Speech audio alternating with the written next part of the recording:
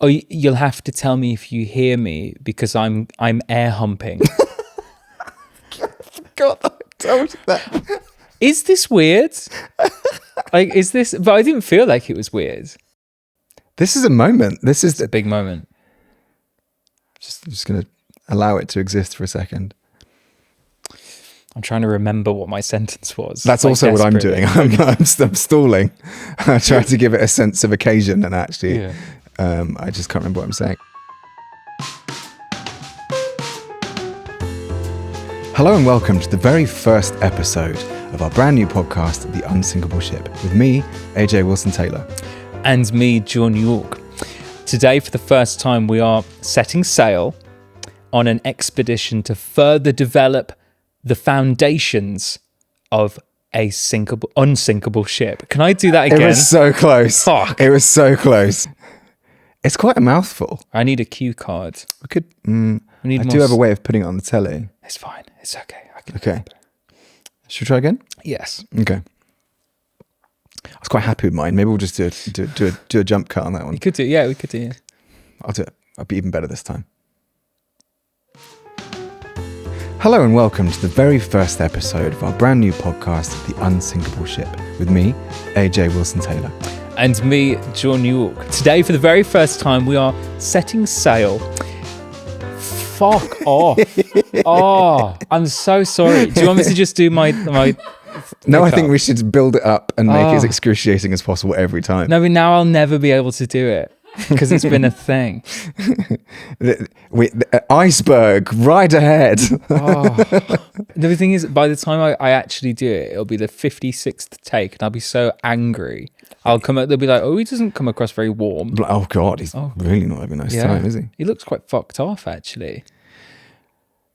Well, you know, look, this is what you get working with prima donnas, you know. What an arsehole. I mean, honestly, truthfully, like, it's all a sham. People think that we're close. Are you AJ?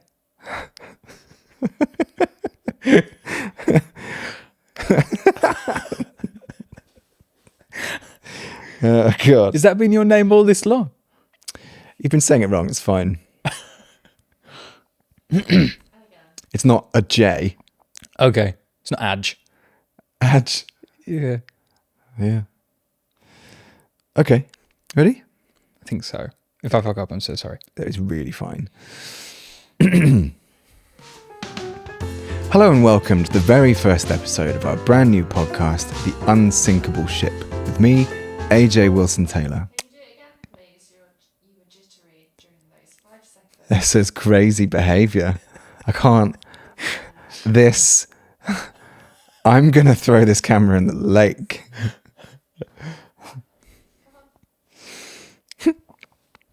My prompter.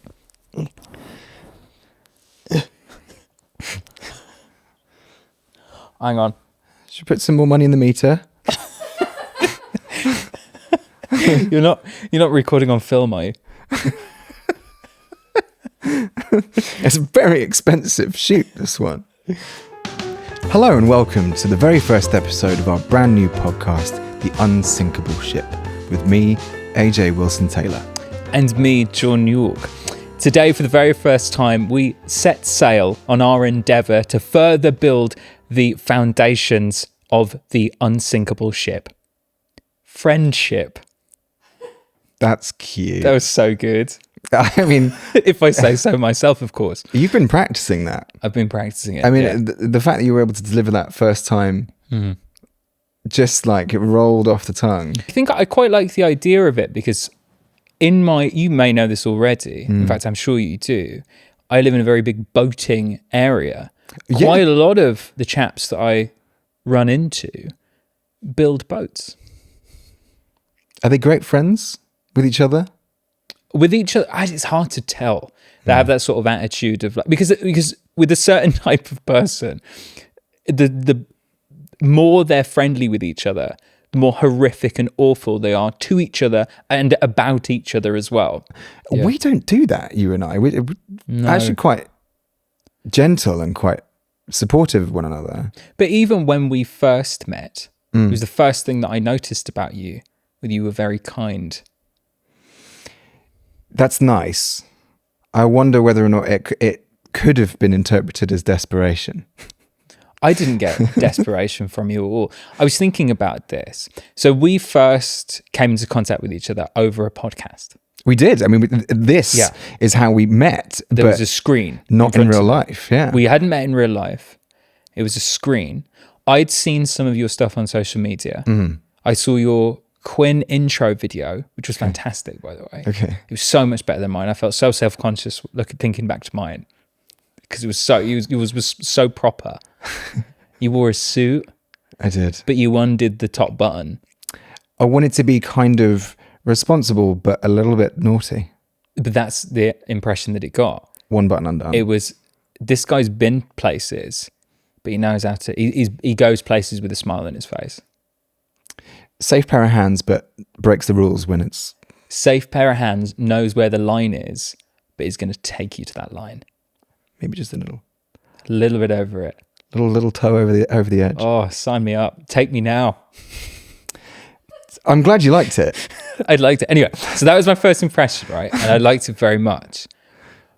But obviously, especially in the sort of industries that we find ourselves in or have found ourselves in, there comes with a little caveat to somebody who comes across like that usually, which is, I bet they're a monster. Is that fair to say? Was that what you thought? You thought, oh, this is what's wrong with him? I would have put money on it. That's really interesting. Yeah. But because obviously when we recorded the podcast, you don't open the call and then start the podcast. You have like a few moments sort of chatting and sort of rundown.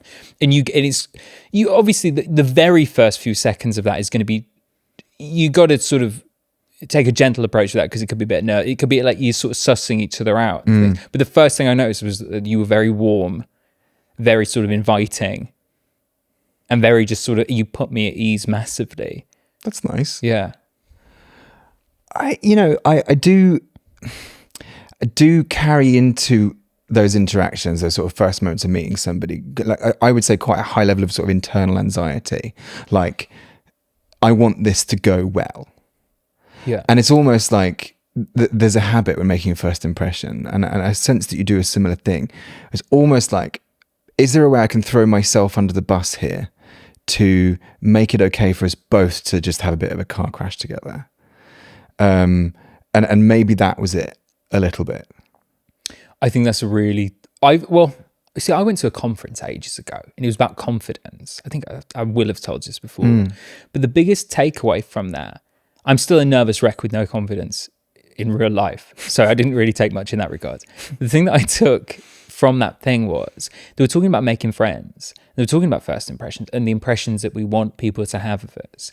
And their kind of point at it, which I really believe is true in most circumstances, which is we think, I want this person to think I'm great. I want this person to be really, really impressed with who I am and what I can do and what I've achieved. And I think especially if you're self-conscious about that, that is absolutely what you want to portray. You're compensating for it already. But that's very difficult. It's very difficult to like somebody under that circumstance. Whereas, like, take the conference sort of setting, for example, the best thing to kind of do if you're going to make friends, not make new work partners or whatever, or make new clients or whatever. But if you're looking to make friends, the best thing to do is admit that, like, I'm absolutely petrified. I don't know anybody. I got lost. I don't know. I didn't realize it was upstairs. I was walking downstairs for 5 minutes. All those sort of things, I think, immediately sets the other person at ease. And like the more like you can't do it too much because the other person will then start to think, I don't want to spend the afternoon with this klutz. It's because of liability. Yeah. Is he setting off the fire alarms? I mean, he's a nuisance. I think I might miss the conference with this person because we're down in A&E. Is he even allowed in? What's happened? Who is this man? You can't do it too much. But I think a little gentle, because I think the first thing that we sort of bonded over was like the not really knowing what we were doing in terms of the grander scheme of what we were both trying to do.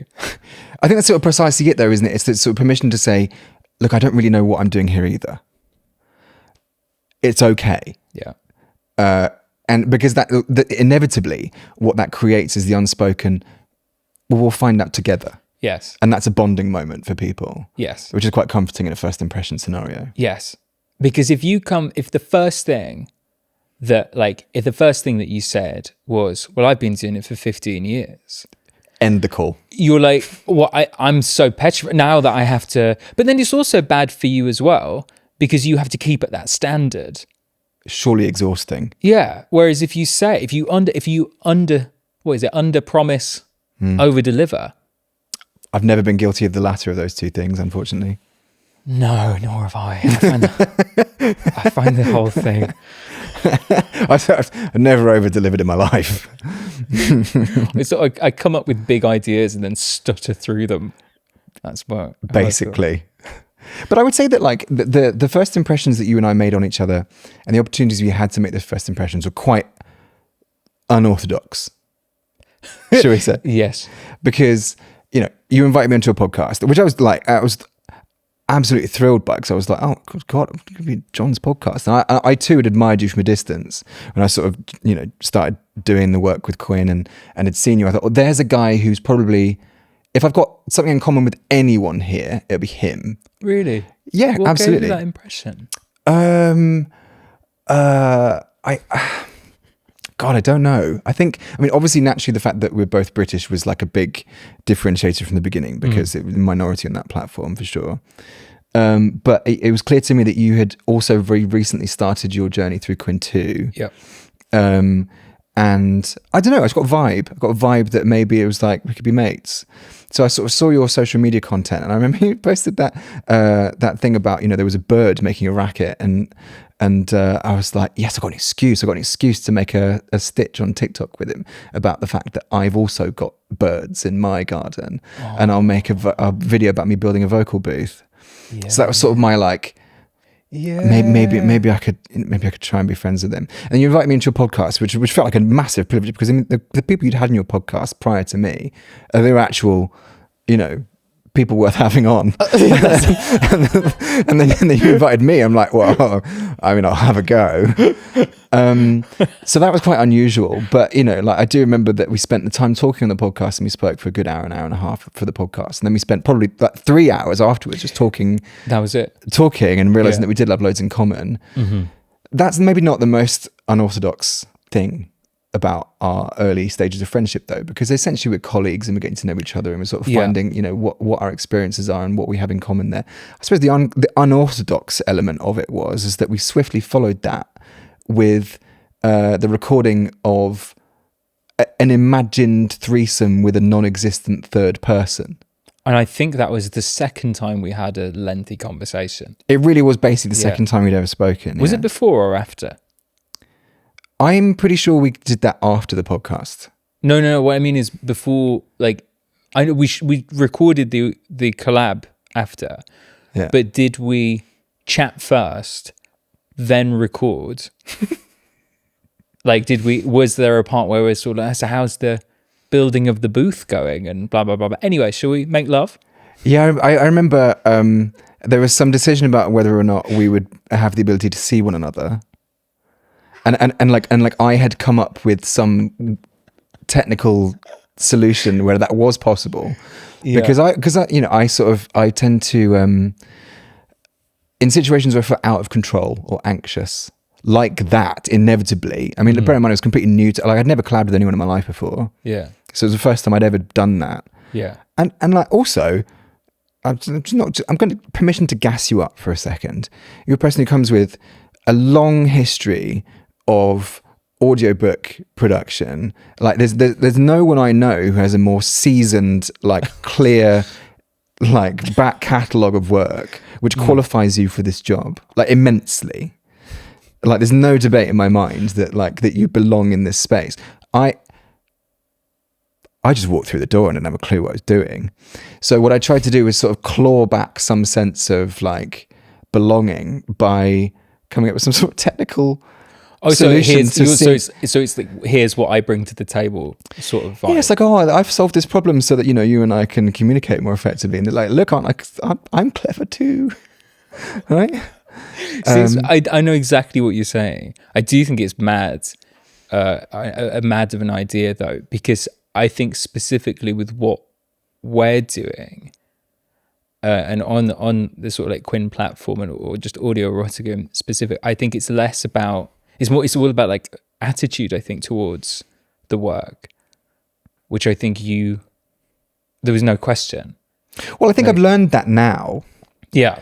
But certainly back then I didn't have the muscle memory or the experience or even the data to like accept that I might actually have a future in this kind of corner of the internet that we call home, you know. Whereas you had a very clear, like tried and tested, like no one cared body though. of work. I'd done a lot of stuff, but it hadn't been listened to very many times.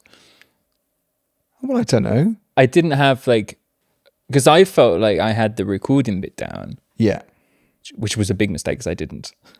But I agree in a way, not with you, but with myself. Yeah. Being an audio engineer for 20 years, and I thought recording this would be a piece of cake. And I was like, it's starting from day one. It's really interesting you felt the same way. Yeah. I was not confident in the slightest that I could do it.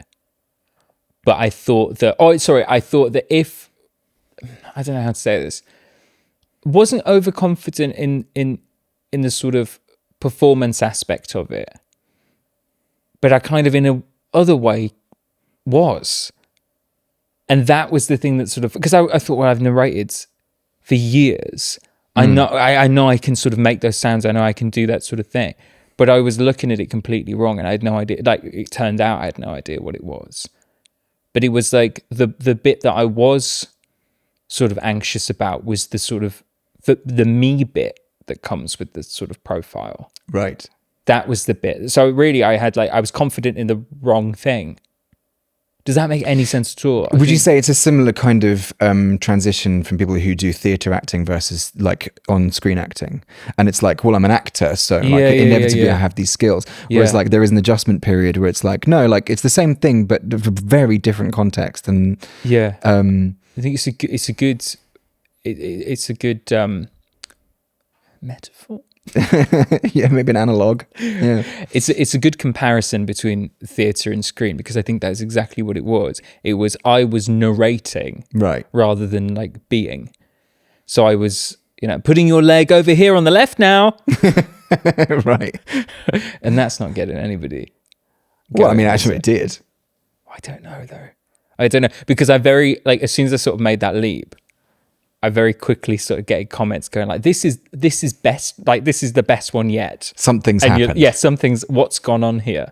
And it was, that's what, I stopped.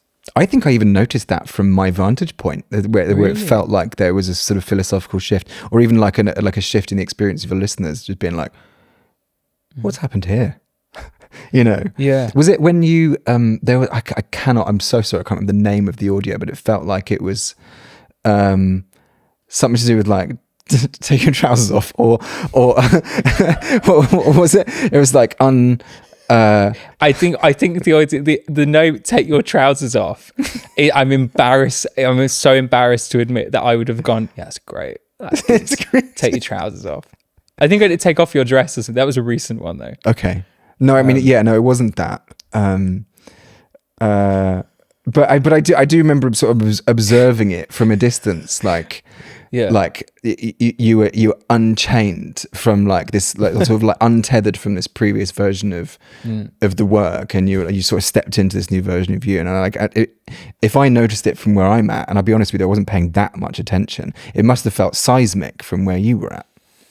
Yeah, I think it was a big sort of shift in my head about how like looking at it, and it did feel like a little bit of it didn't feel like an immediate click.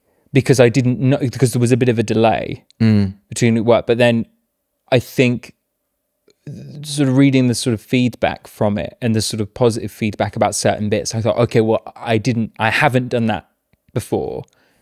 And I did less of the other things that I was doing before. I haven't done that in this one. And I think that's made it better. Yeah. And then I slowly started to go, that was my issue. Because obviously you never make that mistake on purpose. You don't realize you're doing it, and I think it's more of a writing thing as well because the thing to trip up what you can trip up easily is well, I need to make sure that everybody knows. I need to make sure that the listener knows exactly what's going on and exactly like where they are.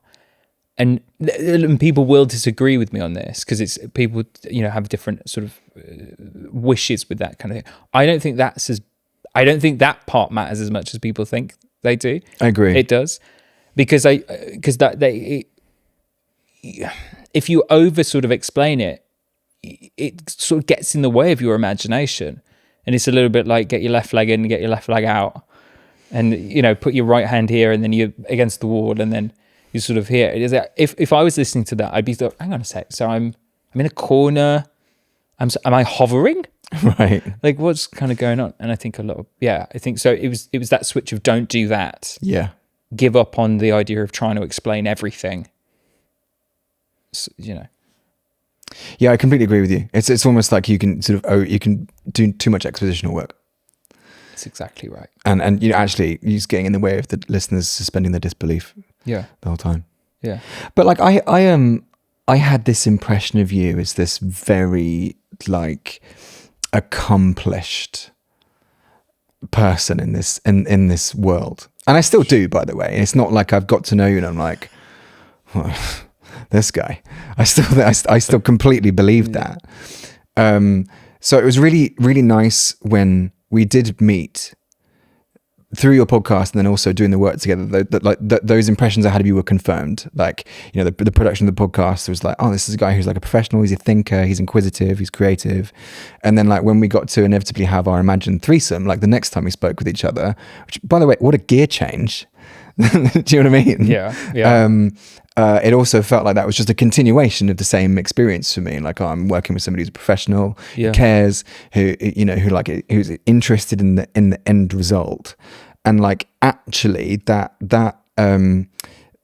drive that I felt from you for quality was identical in both the podcast and in the audio erotica collab that we did. Yeah.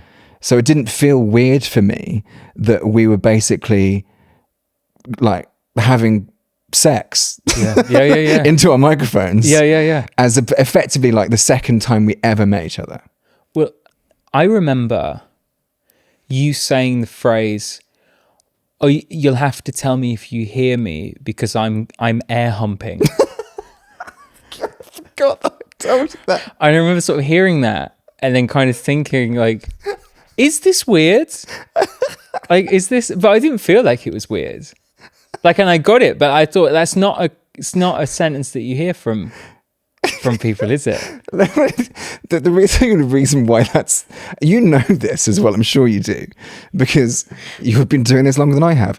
The way the way that the air moves out of your body during a performance is so important in convincing the person listening to it that you are actually performing those actions. Yeah. Like if you're, for example, performing a scene where you're supposed to be playing someone running down the street, and you don't physically move to the rhythm of a runner, so your lungs are being compressed in and out, and in that way, it's never going to land for the listener that way. So it's just the method.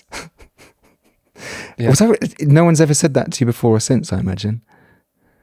I think I can confidently say that's true. Yeah. I don't think I've heard the phrase air hump.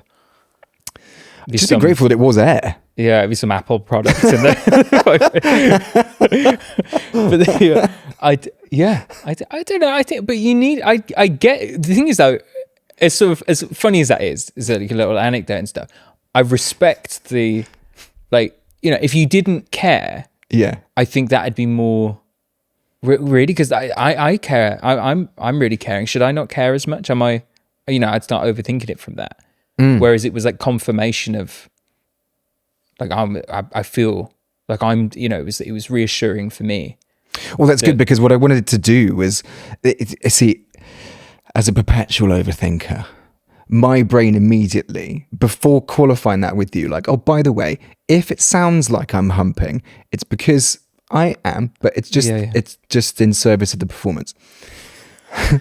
My fear was that, having never addressed that, you'd go away and be like, really sounded really sounded like he was humping.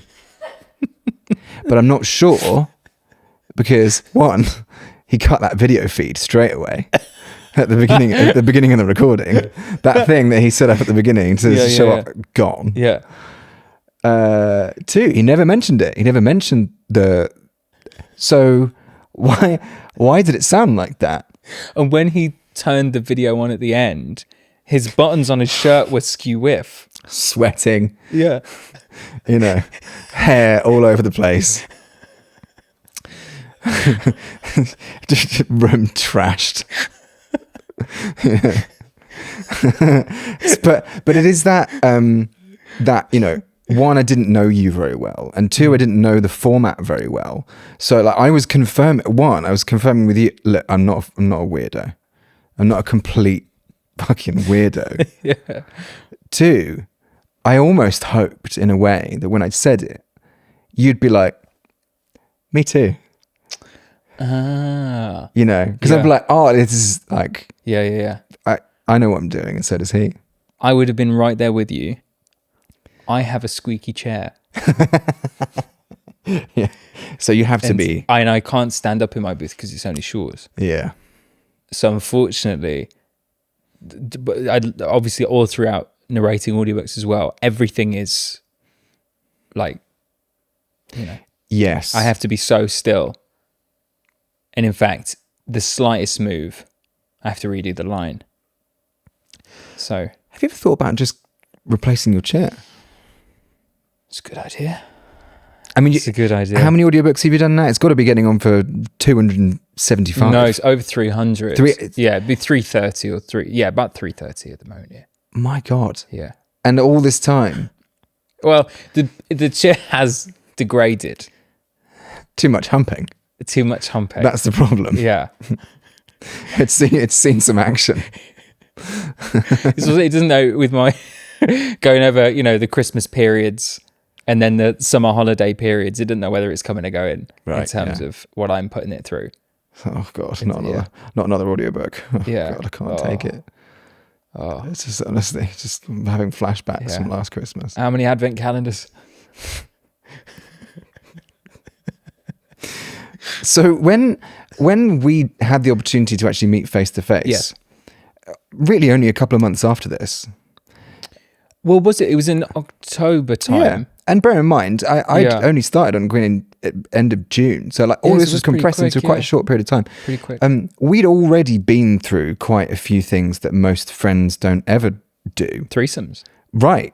Before we'd even stepped foot in the room together and actually made eye contact with one another, Yeah. we'd really seen something of each other that we don't often get to see in most other people, I'd say. Do you think that helps?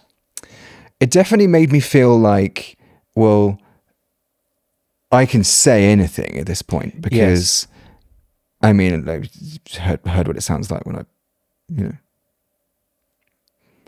So at that point, like how many of your friends also know that? Don't say loads. Not many. Not many. Yeah. Yeah, precisely. So it felt in a way like I have permission to just let all the anxieties about getting to know a person or Yeah. There's no present a version of social myself. faux pas No. once you've done it like a collab together and things Yeah. like that. Yeah. I think so. Do you think something again, like something that I remember, if it goes right back to the first impression, I remember I felt at ease like straight away. I felt like I'd known you for like longer than I had. I felt very comfortable around you, which I think is a real like talent of yours. It's a real feat of, I don't know, whatever. It's whatever. But like you make people feel very, very comfortable around you and people want to be in your aura. And I'm certainly one of them. That's nice. And I think that was the first thing again in person in Glasgow. Yeah. It was the first thing that I remember sort of feeling is that kind of, I felt very sort of, I just felt very relaxed. And again, even like talking about the collab and stuff, that's a really awkward thing to do, regardless of whether it's professional or not, regardless of whether you're doing it like in that sort of work capacity, Yeah. it's still like an odd thing to do, and it's still like, you know, it's very it's very intimate. It's about as intimate as you can be, especially in audio form. But also that it you're was- bearing your professional self as well, which is another side of you. Exactly. There's the whole thing there. But I felt more at ease than I should have done. Right. Which I think was odd. Or sort of beguiling. Yeah. You know? It was, which I don't know whether it was down to feeling comfortable with yourself, or like obviously there's something up with me, if that's the case. I think, do you feel like sometimes that people do just appear in your life, somehow they make you feel like you can just be who you are? Well, certainly the opposite is true. Definitely. There are certainly people, you know, and I think that is very much like a first impression thing as well, is that you immediately know they will not like what I have to offer. Right. Sometimes they've already decided that, and you can tell. Sometimes you just have that inkling of the moment I open my mouth, we're just not going to vibe, or like the way, you know, that you just know that. So I'm sure that I'm absolutely positive the opposite is true. I feel that physically around people sometimes, where I sort of know, I feel it across my shoulders, or even in my ability to get my words out of my mouth sometimes. If I know that someone is just not gonna resonate with like who I am. Yeah. And it does happen. Personally, I'm a little wary of anyone who is too sure about everything. Because I'm unsure about everything, but I've mustered up the courage to, I think I have opinions on certain things, you know, just going about life. I think I like that flavor of thing in that, or I think I can posit, like I can say I like strawberry in most things, the flavor of strawberry. I think like I've got that one down. But as for much else, I'm so like here, there and everywhere that the opposite scares me, and the opposite I feel intimidated by. And I think I retract at such immediate confidence. Do you, I imagine the prospects of like a group of blokes that you don't know well is quite, I could see a sharp intake of breath already just at the prospect. Yes. It's quite like a tricky thing to navigate. I got invited recently, as you already know this, but I got invited recently to a stag do in one of the European party hotspots, which doesn't scream my personality, if I'm being honest with you, by a group of people who it's very much their thing. Yeah. And I was invited to a WhatsApp group, and I saw the message of the WhatsApp group did not contain the person who's getting married, the stag. And I saw the phrase of, saw the sentence of, should we book separate plane flights home and then send the stag all over, like book him a load of connected flights all over the place, so he can't, like, you know, he can't get home. So it's a pain in the ass to travel home. But then also knowing that the person who suggested that would have been his lift to the airport, like from the airport home, right? And it was just that, and I was like, I know that they will eat me alive. Right, because you're immediately thinking, well, that's just a pain in the ass. Yeah, like, it's not good banter to you. And, you know, I can just see myself arriving at the airport, you know, Gatwick Airport, Wetherspoons. Oh, God. And then all climbing in, paying a tenner for a pint, all sitting around, glug, glug, glug. And I go, isn't it nice to have an excuse to all be together? And then it's just, you know, I'm getting de-kegged, wedgied or whatever. We used to call that getting debagged. Yeah, I've heard de-kegged. that. Yeah. So how do you experience the process of like the jostling that happens in those group scenarios? Because what I tend to do in those situations is I tend to kind of just extricate myself from it a little bit. I tend to step back and just be like, well, look, I've got no interest in being in being the alpha in this group. Not because I'm in any way like, it's not like a rejection of the idea. It's actually like, maybe I'm protecting myself from being rejected. I can't lose in a competition I'm not in. Precisely that. Yeah. So I think sometimes like where I've gone wrong with groups of guys like that is that sometimes give the impression they sort of think, I think I'm above it. But actually, the truth of it is that I believe I'm not. I don't belong. I'm beneath it. I don't have the kind of the tools to like work my way through this social situation in a way that makes me look like I belong there. Yeah. So I just sort of embrace. It's sort of like almost a bit like Finch from American Pie. Do you know what I mean? Where it's like they let him hang out with them, but he's not like them. No. I've never connected more with a You're Finch. kind of Yeah. in a world of like Stiflers and Jims. Yeah. I'd say I'm more of a Finch. I'd put you. You Dangerous going to. you have permission to finish this sentence. No. But the truth is, I was gonna say more like Jim, but you're not like Jim at all. So I was gonna backtrack from that. Well, I mean, look, he's always caught with his cock in his hand, basically. Yes. And he's never having a nice time. Air humping a pie. A bit. That maybe it depends which cut of the film you're watching actually, because I had it on VHS. My generation had those. I remember VHS. Did you? Yeah, I was really, really young though. So I had the uncut version of American Pie on VHS, and that scene with the humping of the pie takes place differently in the uncut version. He's actually, if I remember rightly, in the theatrical release, he's standing up, back to the camera, sort of humping the pie. Dad walks in, Yeah. and he's like, "Oh." In the uncut VHS version, Jim's horizontal on the kitchen table, like giving it the Will Mackenzie from The Inbetweeners kind of like horizontal jogging situation with the pie. I've really lost my train of thought now. I've got the visual so burned into my brain. You were saying I'm nothing like Jim. Yeah, I was. Yeah. Only because I see Jim as being quite sociable. Okay. That was where I was going with that. It's quite easygoing. I have a close friend of mine who has the exact same eyebrows as Jim's dad. Like Impressive. the absolute, he looks identical from like the eyelid up. That's great. Yeah. Not too dissimilar hair though. I aspire to a decent thick eyebrow in my later years, I think. I think I can probably, it's the, did you ever watch The OC?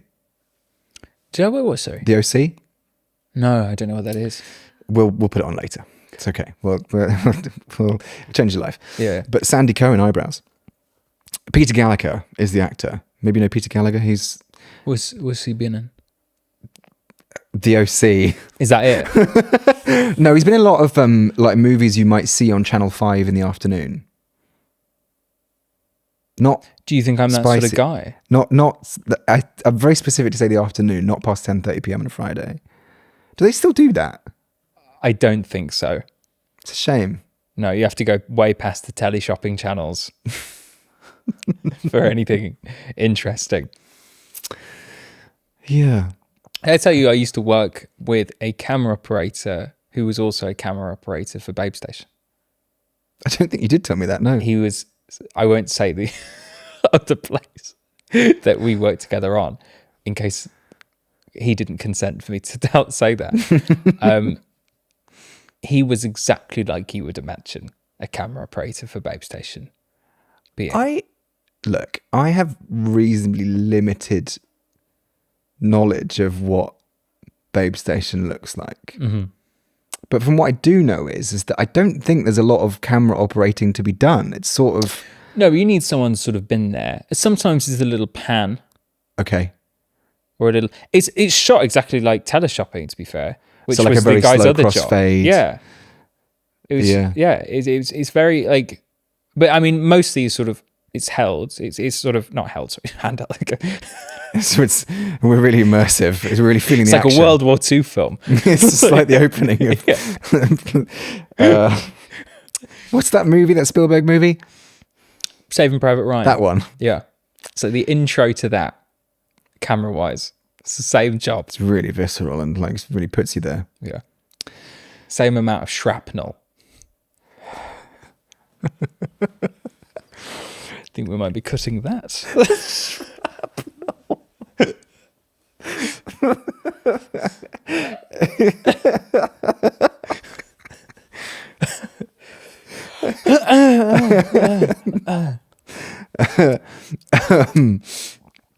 Okay, so you had a friend who was a camera operator for Babe Station and another unnamed network. Yeah. That was it. Oh, yeah. okay. He was. Well, the point was that he was like you would think. It'll be I see. sort of like yeah. Okay. Yeah. All right. Like he was trying to get some grease off his thigh, like regularly, if you know what I mean. That kind of like, you know. Oh, okay. Yeah. Okay. So like, ooh, Yeah. that sort Yeah. And he used to go, have you ever been to Japan? I go, no, I've never been. And he go, oh, it's great. And you think, oh. Like, don't want to know. Yeah. Never heard it referred to as someone trying to get grease off their thigh. It's It's absolutely honest right. to God, though. this noggin. It's spot on. Okay, so you were saying how it was nothing like Jim. I don't think you're like Jim. He's more sociable. Yeah. And I don't think Finch is particularly sort of like well received sociably, is he? He's sort of like, if you forgive me for saying it, a bit of the weirdo. Yep. I don't see you as being like the weirdo. See, that's so interesting because I really do see myself like that. Okay. Who would you say you're most like then of that, you know? If you had to pick. Jim's dad. Really? Probably. Yeah. Okay. Sort of diligent. Quite understanding, but then Jim. Not again. God. Okay. He's a growing boy. So you're I suppose there's an empathy to Jim's dad. Yes. In that I he's the one who aspire to. buys the porn magazines for Jim because he wants to bridge the gap. He wants to make it, you know. He wants to get him off the fruit pie. He wants to make it less awkward. Yeah. Yeah. He wants to channel Jim's enthusiasm Yeah. in the correct direction. Yeah. But he's like, I want this relationship to go well. Yeah. What can I do to make that easier for everybody? What personality would you want making your audio porn? I'd go with Jim's dad. Safe pair of hands. I'd go with, what was the name of the guy who was like the lacrosse player? Oh, God. And, you know, it turns out that he can actually sing, you know. So you were like, you can do it all. Well, no, I'm sort of thinking that's who I'd want to be the character of my audio erotica. It's probably him, yeah, because he's sort of like, you know, tough boy gone soft almost. Got you. Yeah. Do you know what I mean? Yeah. He's sensitive after all, but Yeah. also, look at those arms. Yeah. He has it all. Mm. Yeah. I appreciate that. Oz Striker. That's his name. I Oz. don't remember. It rings a bell, but I don't know if I'm just saying that. I want to be really clear. I don't know why I know so much about American Pie. Is it a sort of yearly rewatch kind of thing? No, it isn't. But clearly, that VHS got some plays back in 1999. Well, it was quite saucy of a movie. It was I didn't notice. No, of course not. Oz doesn't get his kicks from a movie. No. I think Jim's dad probably does. Jim's dad's seen it all. I reckon that's true. I reckon he steps foot off the plane at Amsterdam airport and they all go, Jim's dad. He's like, oh, guys, come on. At least let me collect my luggage. Yeah. I will admit to having seen American Pie reasonably recently, like by accident. But it was quite interesting because I hadn't seen it since I was a kid. And it was like the 90s. Yeah. And like I had expected that it would have aged horribly. And like actually, in truth, it did age horribly. But there's some kind of nostalgia about it. And some kind of knowing that comes with... I've traveled the distance now between boy me, who had this idea of like, companionship, masculinity, manhood, like that, all those themes that are sort of like a looming over you when you're sort of like 11, 12-year-old boy. and I've traveled the distance now from there to here, and I sort of know, I sort of conquered those, and I sort of know what that all looks like. It was quite interesting seeing how those attitudes may have contributed to a lot of the people that I've struggled to get on with over those years. So like people who'd modeled themselves on those characters in a way that they didn't know that they were ridiculous. They didn't see that Stifler was an idiot. Yeah. They just saw that Stifler was getting all the attention and the girls, and was well, I'll be like him. I don't know because Stifler was successful at what he was, right? So he wasn't like you wouldn't, and you know, most of us wouldn't aspire to be like Stifler. But I want to go to his party though. The thing, but this is the thing, right? The thing that Stifler wanted from life, he got. So he was quite successful in his pursuit, whatever that may be. He was successful at it even with his sort of attitude. And I think you find people who have the same attitude, but are obviously not successful in the same pursuits because it doesn't work in real life. It's like I'd want to go to that party, but a party like that wouldn't necessarily come from a personality like that. Not necessarily. Do you know, looking back on it, there is something to be said for the resilience of Stifler, because you sort of think, like, I just realised what we were talking about. No. It's like a deep dive analysis on. But like, the guy accidentally drank cum, threw up on a girl that he was about to sleep with. Yeah. She ran out of the house screaming.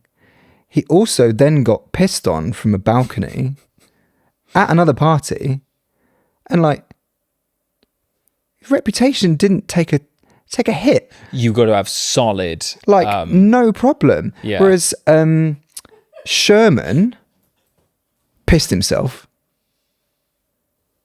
ruined forever. And like, that's pretty tame. Finch did a poo at school, and like, all the great work that he had done on his reputation was undone in an instant. Yeah.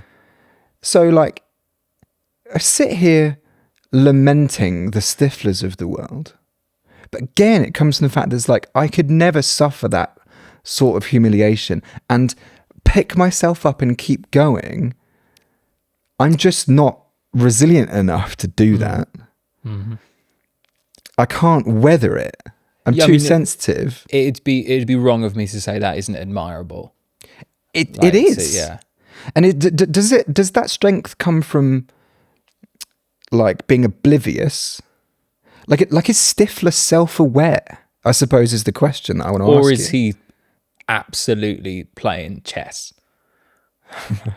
Is he? Because if you have the kind of if you have that mentality, you get let off saying, you know, it's the idea of like an out of touch dad sort of saying, like, so he's sort of skirting the line and he gets a little bit of an eye roll and stuff because, like, what do you expect, whatever.